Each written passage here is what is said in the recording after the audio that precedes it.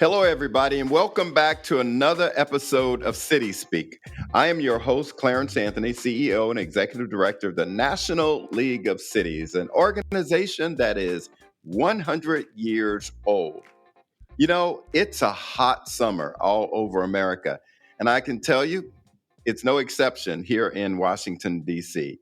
But it is so hot that I got a hot guest today, an amazing leader, a guest that I will tell you that I admire and have watched over the last decade and his decade of public service. You know, he was elected the council president of the Baltimore City Council by his colleagues after serving on the city council since 2011. He was then, and I know you guys are trying to guess, he was then elected mayor of Baltimore in 2020, becoming the youngest mayor for the city in over a century, and was reelected because he was doing such an amazing job in 2024. During his time leading Baltimore City, he has focused on housing, public safety, youth engagement, clean and healthy communities, equitable neighborhood development, and the responsible stewardship of the city resources. Everybody, I know you know who I'm talking about, but I'm going to introduce my friend, the mayor of Baltimore City, Mayor Brandon Scott.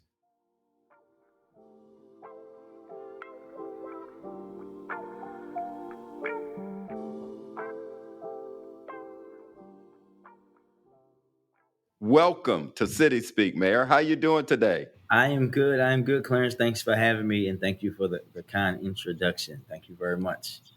Well, you and I have worked together and gotten to know each other over the last couple of years that you've been in city That time went council. by fast too. Woo. It sure, and I watch you, and I got to tell you, I admire you so much for what you've done for your hometown because you grew up in Baltimore's Park Heights neighborhood and have lived there ever since. Tell me more about what drove you to enter public service and the change you wanted to create in your community. Yeah, Clarence. I talk about this a lot, right? Everybody knows Baltimore for lots of sports events. Obviously, coming to M&T Bank Stadium on a Sunday night to watch the Ravens when that stadium goes dark. There's no NFL experience like it, right? Oriole Park at Camden Yards changed how baseball stadiums are built, but people also know about us having one of the horse races in the Triple Crown, Preakness. And Preakness is held in my childhood neighborhood of Park Heights, right? Right there at Pimlico Race Course. And I always tell this story this way because uh, imagine, Clarence, living in a neighborhood that is the center of the sports world. Every third Saturday in May and every other day of the year, you weren't even treated or viewed as human. That was what it was like for me growing up in the 80s and 90s and early 2000s. And when people say, what made you want to get into public safety? Public service, it was public safety. I was just a young man, not even 10 years old yet, outside playing basketball on this little church lot that we behind my house at 2551 West Coast Spring Lane that we used for everything. It was our baseball field, it was our football field, it was our basketball court, right? All concrete. And someone just came and started shooting.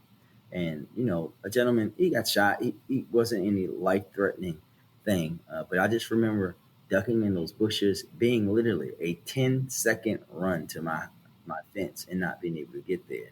But then more the next day, right? Because we were just expected to go back to what we were doing. Like our life was supposed to go back to normal. There was no one checking on us, and there really wasn't anyone that cared. When you have that kind of experience at an early age, but you're also living in a city where I went to schools where I couldn't drink out of the water fountain, where I didn't have a air conditioned classroom until my ninth grade year in high school. When I saw I lost friends to violence. I've seen so many people in my community, my friends' parents and others, suffer with extreme addiction issues. I've seen my community either be over police or not police at all. Right, I myself lived through the years of zero tolerance and policing while black. Right, where I myself was put in handcuffs 6 or 7 times and sat down on the curb, even as a college student coming home, simply because I was young, black, and lived in Park Heights. But knowing and growing up there, knowing that the people that I knew, right, the people that I grew up with, that I at one point had played sports with, that were actually the ones carrying guns and doing all the things, they never seemed to end up in handcuffs. And I made a decision early on after that first shooting, because one day, my mom just said, if you want to change, you got to change yourself. And my family was involved in our community. My mom and dad coached Little League baseball so that my brothers and his friends their friends could have a team.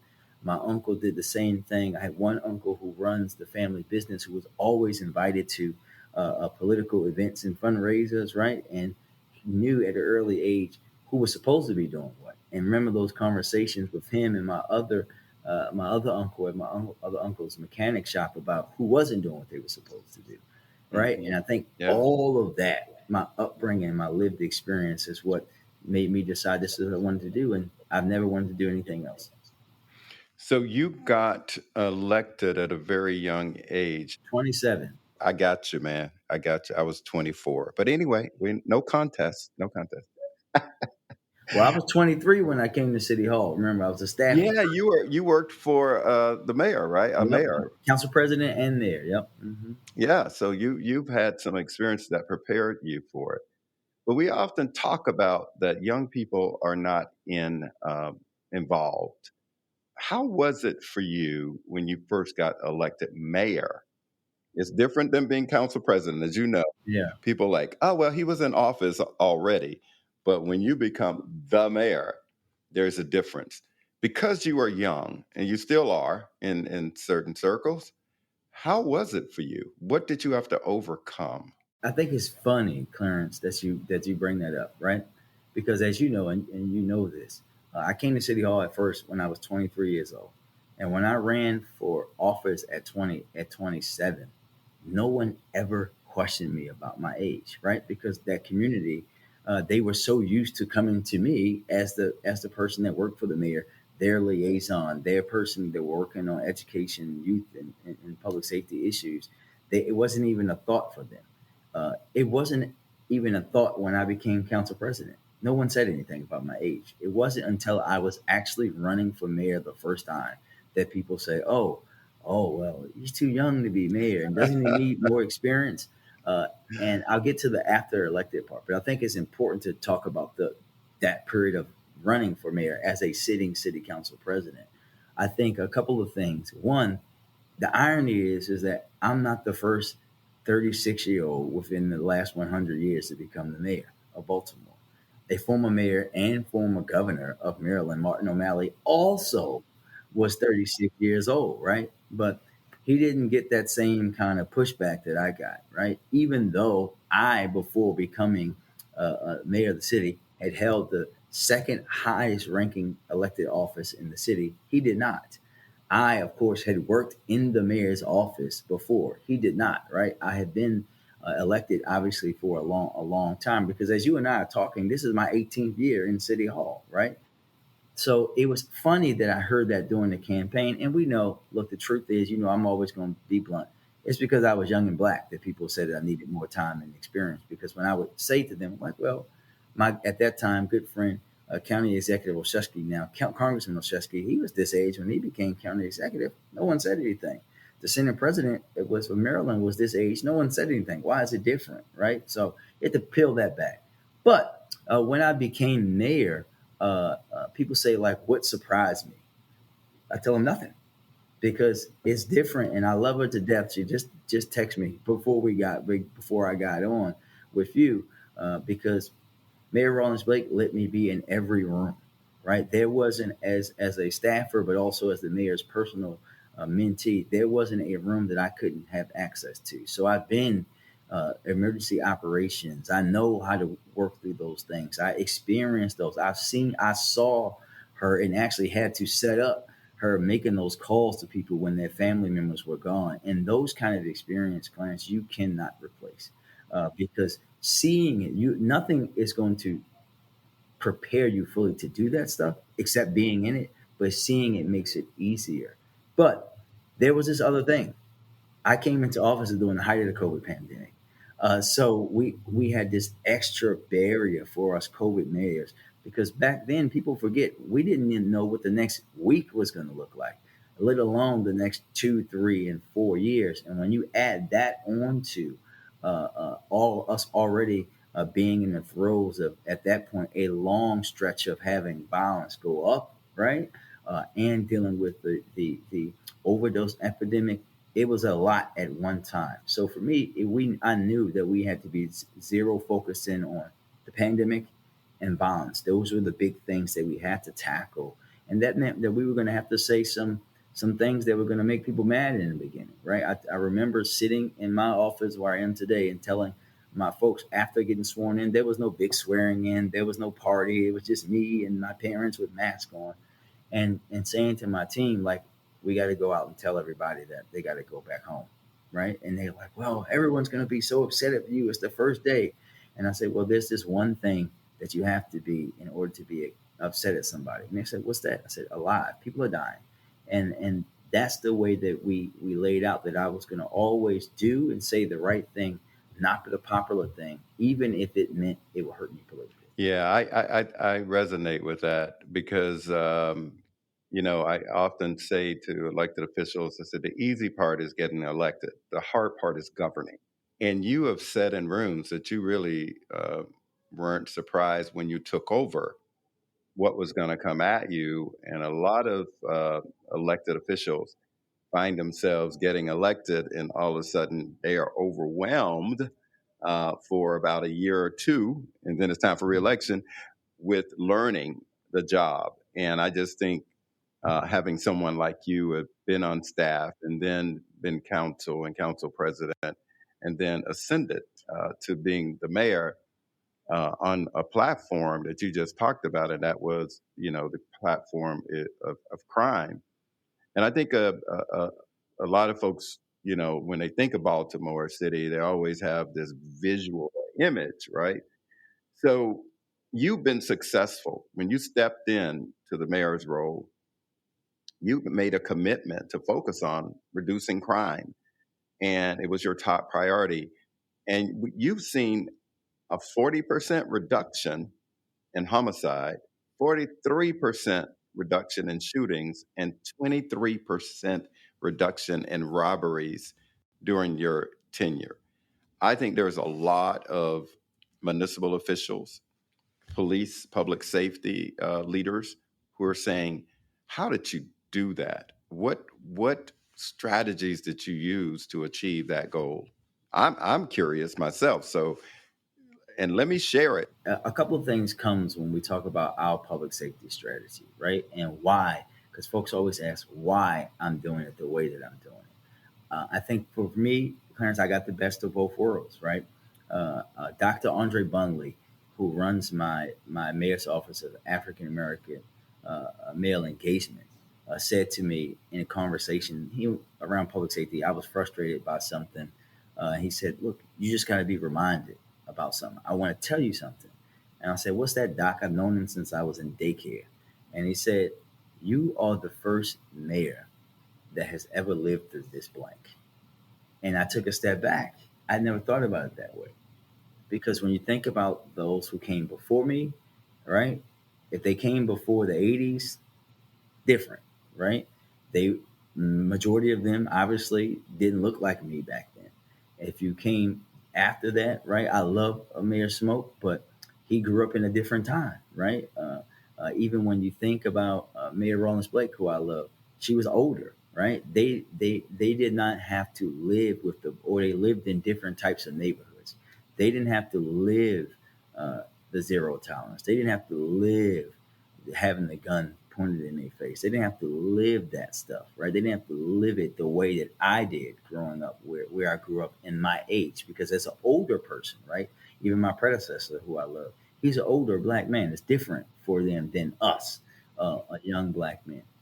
But when you add that on to my time being here, being the chair of the Public Safety Committee, being the council president, being the vice chair of the committee, working in the mayor's office of criminal justice, working on public safety policy, learning and basically knowing everything there is to know about Baltimore's public safety ecosystem, that helps.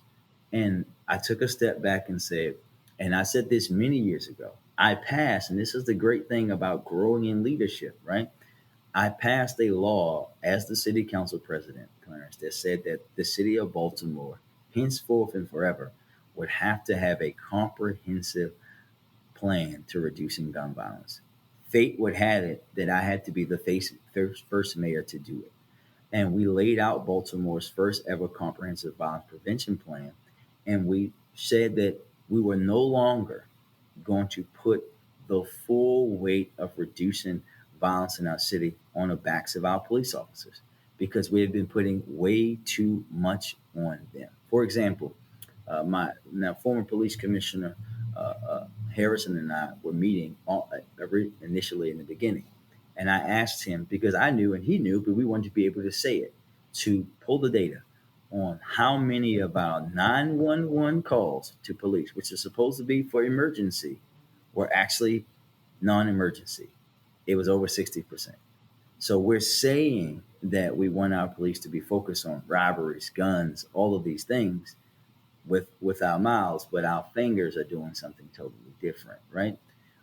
But when you add on that we know that it isn't everybody living in these neighborhoods, that the data has been proven time and time again that it's a small group of people against another small group of people that are doing the violence.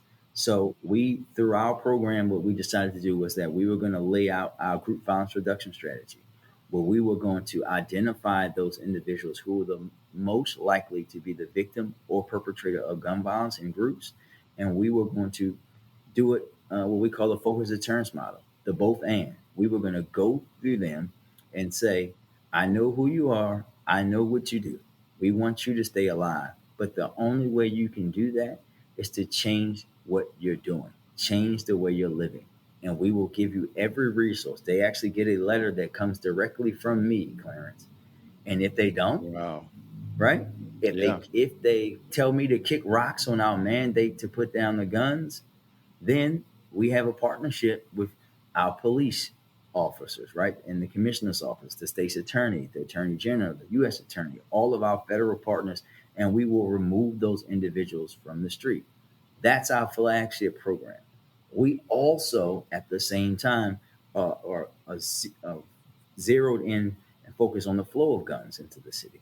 That's why we went out and sued Polymer, the nation's largest ghost gun manufacturer, and won and got their business not just shut down in Baltimore, but they can't even provide tech support for people throughout the state of Maryland. And we've seen our ghost gun seizures fall off a cliff.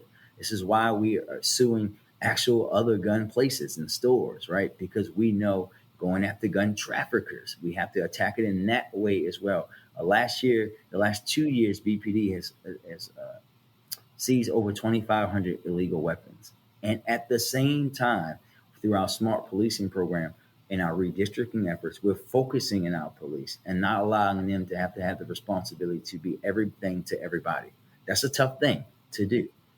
And we're also building up our community violence intervention work. We were already very deep in that work with Safe Streets, and we're growing those sites. We have 10 Safe Street sites, many of which, including Brooklyn, where we had the mass shooting a few years ago. Right? Think about having a mass shooting there in 2023, and then the next year they go more than 365 days without anybody getting killed. Right? We think about that work, growing it, and we use $50 million of our ARPA funds to help grow our community violence intervention work, supporting organizations like We Are Us, who are out there on the ground doing that, doing the work of interceding in that violence, but also preventing it in the beginning. That is what we're doing. We're doing all of these pieces together, getting those folks jobs, doing all of that, and focusing on the policing efforts as well. Because this is, I as the mayor have to lay out the plan and the vision, but we as a city and all those organizations and people and individuals from the police department, Monty, my mayor's office of neighborhood safety engagement, our community violence partners, like we have hospital-based violence responders now throughout the city too, the state's attorney, the U.S. attorney, all of us share in this ability that we've been able to prove, right? Because I think it's important for me to note before I put a pin in that very quickly is that when I walked outside of that house in East Baltimore, when we laid out the community, the comprehensive violence prevention plan, I said that we were going to reduce gun violence by 15 years from one homicides from 15 years, 15% from one year to the next. People laughed. They said it was impossible for us to do. And the first year we didn't do it. And then we 20, right, which was a record. And then we set another record the following year. And we're going to try to do the same thing this year. And that's what you have to do. People have to stay committed to it. But well, thank you for that, and I think that's going to be very helpful to those elected officials that listen to this podcast to be able to step by step and strategically look at the model that you use. I think the other thing that you shared with me that I don't know if you know you did. It's like you're developing something based upon your lived experience, and one of the things that you talked about was almost giving them something to do. And right now in summertime, as a young person growing up, if I didn't have a summer job, I got in trouble. And I got to tell you, I know you guys have a summer initiative, not just a job, but you're paying them $15 an hour. I think that's so important because even at NLC, we have a commitment that when we have interns, we're gonna pay you. This ain't no free thing. Like when you went to college and the kids that excelled greater and quicker and got the better jobs were those that went to Wall Street. And then they got paid and then they got back on Wall Street because they had those opportunities. How have you dealt with the summer program and how is it going with your program of employing, I think like 8,500? 8,500, actually it might be 8,600 this year, but All right. 8,600 will be called Youth Works, which is a long-standing program in the city. Today is actually their first day. For many of them, we started them in two different, some started last week, some start this week because we don't do it until schools close, obviously. But it's great. And I think that Clarence, I think it's important to note what we're doing there too. It used to be that in youth works that these young people were just like back in the day when I was there, you either cut grass or you made sandwiches for the summer families, right? That's what they That's did. true. But now we've evolved it to a point where we have our youth workers here in Baltimore City through the city's youth work program. They work at Johns Hopkins. They work for the Oreos. They work for Baltimore Gas and Electric. They work for city government. We have young people who are interested in public safety that are doing stuff with BPD, right? I was at the Orioles game a few years ago where I met all of our youth workers that were working there. And one of the young ladies now works for the Orioles full time, right? That's the Oh, kind of wow. thing that we have to continue to do. And it's really just a part of our Be More This Summer initiative, right? So imagine in a city where we have 8,500 young people. And I'm going to be honest, that wasn't that still isn't enough for me because we had to make some changes, right? We were at risk with all the federal things and things going on from going from 8,500 back down to 4,500, which was the pre-pandemic number, right? But we were able to get a budget passed that kept it at 8,500. But when you add on top of that our partners in the school system have 3,200 young people in programming inside of schools in the summertime. They also have 1,700 young people doing course recovery right in the summertime. Rec and Parks has over 200 summer camps that we offer throughout the city of Baltimore. It's really about keeping these young people engaged in every way that we can. And we did something very unique a few years ago where we pulled in like 300 young kids, some of the influencers, and said like, hey, what do you all want to do this summer? And they plan, and we do these things. We have team pool parties, little concerts, meetups, all of these things for them to do in an organized and structured way, in addition to making sure that they're not just getting a check. And I think it's important because people think like, oh, summer jobs for young kids, oh, they're just going to get the money and spend it on tennis shoes. No, When you're in cities, and mayors know, these young people are helping pay bills. These young people are, in some cases, are buying the food. They're buying their supplies and clothes for school the next year. It's helping families as well, which is why we want to continue to try to increase that. And the thing is, you're learning skills. You got to show up to work, and here's how you go to work, and here's how you perform. When do you take lunch? How do you take breaks? It's not direct youth related, but I want to lift up this too, because we also have HBCU fellows, a program that we have, right, where we have graduates who are just got out of their BA or their masters from Morgan, Coppin, Bowie, all of our HBCUs here in Maryland, that we're bringing them into city government, and we're paying them like salary to learn. So I have a bunch of them in my office working on the comms team and with the administrative team. They're in agencies around the city, so that we want to keep as many of them as possible for open positions that we have, but also allowing them to have that experience that they can take and go anywhere. Dog, man, I may have to quit this job at NOC and come work for you because I know you paying bigger than what. Anyway, uh, let me take you back to a moment, um, and it may be a difficult and challenging moment. It was March 26, 2024, early morning call, and I know oftentimes when you get those calls or those knocks on the door, it is not often good news. And it wasn't a good news, but it was a moment that needed leadership. And it was a container ship truck hit the Francis Scott Bridge, and it caused it to collapse. And if you think about that in terms of what you had to do and what did you learn from having to respond to that tragic moment, what are your thoughts now? Ooh. We talked about this a lot recently, a few months ago, because it was the 1 year anniversary. So just to walk you through that day, the 25th was my state of the city, Clarence. Mm. So, and at that time, I had a 3 month old. So I hadn't been asleep yet.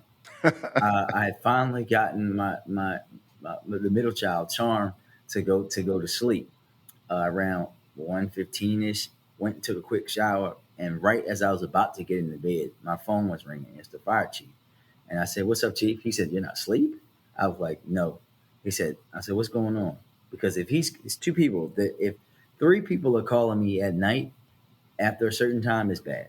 Hmm. Police commissioner, the fire chief, my emergency management chief. If they're calling me, I know like something's wrong. Something's wrong. So he said that the Key Bridge collapsed. I said, repeat that? He said, a container ship hit it, it's gone. And this goes back to our earlier conversation. From that point on, Clarence, for like the next 48 hours, it's muscle memory. I immediately kick into emergency response mode. I say, I'm on my way. Mode. I'm on my way. Where are you? He tells me he's down at Fort Armstead Park. On one phone, I'm calling my protective unit to get them to come get me. On another phone, I'm calling the governor. I'm calling the Senate president. I'm calling all these folks that need to know. And then it's about making sure that everyone is doing what they have to do. And I remember saying because initially, because it came into the city fire department, the fire chief was the instant command. The city was in command before it went over to our partners at the state. We just remember telling everyone that out here, the only thing that matters is that we all work together. And that's what true leadership is about. And the world really saw what can happen when a community comes together and people forget titles, forget jurisdictions, forget all of that, right? Because at the end of the day, we were talking about, we lost 6 people who were trying to improve lives for everybody in Maryland. And with the connection of that bridge to one of the most important ports in the world, but especially this country, it impacted everybody, and everyone could see that we were all working seamlessly together. And what I learned the most about myself and really about my city and my state during that experience is that we can overcome anything when we work together, and that people here love their town. They love it. the way that people poured out support, even for me when I went through all the bogus attacks online, right, and for the governor and the families, and that we're still here, but that also that there's going to be tough times, but when there is tough times, you need people who are tested, proven, and ready to step up in those roles, and we're grateful that we have them here. No, and that's a really good message to local and business leaders. I mean, you have to be prepared to step up and lead because community rely on you so much that they look at your face, and if you're not ready, they're not going to be ready, and they're going to be scared. Now, I know Baltimore City, and I know about its grit. I know about its charm. Oh, the swagger when somebody say that they're from Baltimore City. I also know about the Ravens, the Orioles, Inner Harbor, the aquarium, all of those great things. I want you to tell me, as Brandon, not as the mayor, why do you love Baltimore City? It's the people. That's what makes us Charm City. It's us, right? We have a lot of grit, and there's a swag that you can't get anywhere else, right? Like the way that we believe in ourselves when no one else believes in us, right? When you think about this city, how many times throughout the history of this country has folks doubted this, counted this city out, right? We wouldn't have a national anthem called the Star Spangled Banner if it weren't for Baltimore, right? We wouldn't have uh, equal education in this country if it wasn't from a young boy from West Baltimore by the name of Thurgood Marshall. Tell it, That bro. is Keep on that going. that is what this city does, right? We push. We will not be told no. We might talk about each other, but don't try to talk about us. We punch way above our weight class, and we wear that little. Like people say, like that grit. The grit on our shoulder is sprinkled with obey because we put obey on everything. I get it. I get it. And make sure you add some crab cakes to that too now. Oh yeah. Well, look, I wasn't even gonna go into that. You know that you don't buy seafood anywhere else. If you're from Baltimore, we don't eat crab cakes. Let me just say this to the rest of the mayors and the rest of the country. Tell your businesses to stop saying they have Maryland style crab cakes in that you don't. If it's not from here, and when I say here, I mean Baltimore City, it's not real, right? And we don't buy crabs anywhere else. No, just stop. Don't do it to yourselves. Well, our subscribers and listeners to City Speaks, let me just say that what an honor to have this conversation with you, Mayor Scott. The way in which we're talking when we see each other, this is the way we talk. This is definitely it. It is. This is the way we give our conversation, talk about our community, talk about our nation. And the last time I saw my friend, Brandon Scott, he had on a salmon looking suit. I don't know if it was his Easter suit or Christmas suit. No, that was actually a Preakness suit from a couple years ago. Oh, it was sweet, man. I wish I could have worn that, but I got a purple one just and a yellow one just like it. do you? Yeah, Oh, you man. gotta have it. You gotta have them. You gotta show them a style. Let me see which one I wear to the image this week. Yeah, if I was the same size, but I'm a bigger man. But anyway, look, we ain't gonna talk about that. But what a great conversation and what great nuggets about how you step up and lead around tough issues. But it's more about a plan and a vision and a commitment. And this conversation showed all of that, Mayor. And I just want to thank you for your insights and knowledge that you provided to our listeners. And thank you again, because you got a fan in me. You need to know that. And thank you for having me. And really, Clarence, thank you to you and NLC because I tell all the young elected officials coming behind me that I would not be where I am and who I am today were it not for NLC allowing me as a young 32-year-old to lead the large cities council and learn so much from so many cities around the country. So thank you to NLC for all the support for me over the years because it has helped me grow to who I am today. Well, thank you. And I love you and I appreciate you so much, Mayor. Love you too. All right, be good.